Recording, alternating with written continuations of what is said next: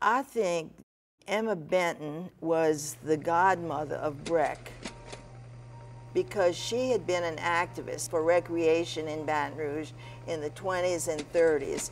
And so to get swings and slides and playground equipment, she always had to go before the police jury and sort of beg for money.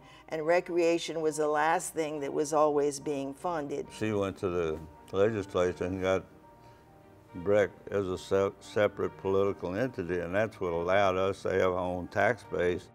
Her husband, a well-regarded bond attorney, was a young attorney, but he was also in the legislature in the House of Representatives. So she asked him to prepare a bill that would provide a funding source for BREC. So in 1946, the bill that created BREC as a self-determined taxing entity was passed through the legislation. And BREC has been a self-funding entity ever since, all due to Emma Benton. I think that's the basis of a lot of the success that we have, because it gives us a steady income stream. You have to get the funding and you have to pass the taxes and to get the revenue to run the program, but that was the basis of it back in 1946.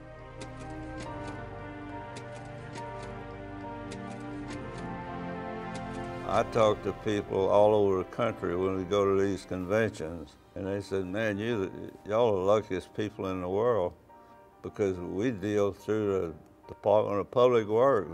We get what they want to give us. And BREC had its own tax base. And that lady really did a tremendous job. When BREC was created, I think the land that was in the old system, which was actually under the Public Works Department, that land, which consisted, if I'm not mistaken, of about 3 parks, that was transferred to BREC, and that's kind of the way the system started. BREC at that time was poorly formed. We had very few parks, not a great organization at the time until Gene took over. Well, when I took over, BREC was broke, believe me, when I took over as superintendent. And tell you the truth, it was pretty tough back there. The maintenance budget had gotten so tight that they had a flat tire on a maintenance truck and they had to park the truck because they didn't have the money to fix the flat tire. That's just what you had to do. And we just tried to survive until we could get into a position to get a tax election passed. I remember drinking a lot of Pepto-Bismol during those times. Well, Mr. Young was very successful in passing tax elections. He would work very hard at that. He was a people person, and he was always very involved in the community and visiting the parks and visiting the people and visiting the legislators and, that kind of thing. He was not a behind-the-desk kind of superintendent. He was always sort of out front. He would ride the BREC areas every day, before he went to work and after he went to work. Some of that rubbed off on some of his employees, how dedicated he was. Just a dedicated man, that was his job, and he wanted to do the best he could in making BREC a great place for recreation in Baton Rouge, and he did that. I wanted BREC to be one of the premier recreation and park departments in the country. And of course I went to national conferences. I saw what other people were doing. I was determined that we were going to be #1 or really at the top. He'd go to Washington when they were giving land away up there, and that's one reason we have so many parks. More than 165 acres of land in Baker has been given to the public parks system for development of new recreation facilities. BREC officials estimate the value of that property donated to be about $1 million. This private donor's gift is the largest single donation of land for the park in BREC's history. You have a lot of room to do all kinds of development. This is a great gift to the people of Baton Rouge. If he saw a piece of property in Timbuktu, way out in the boondocks, if he could get it for a reasonable price, he bought it, because he envisioned that one day I'm going to put a park here. Or if somebody wanted to donate some land, he reached and grabbed it. What are you going to do with it? He said, one day I'm going to put a swimming pool. I'm going to go put some tennis courts.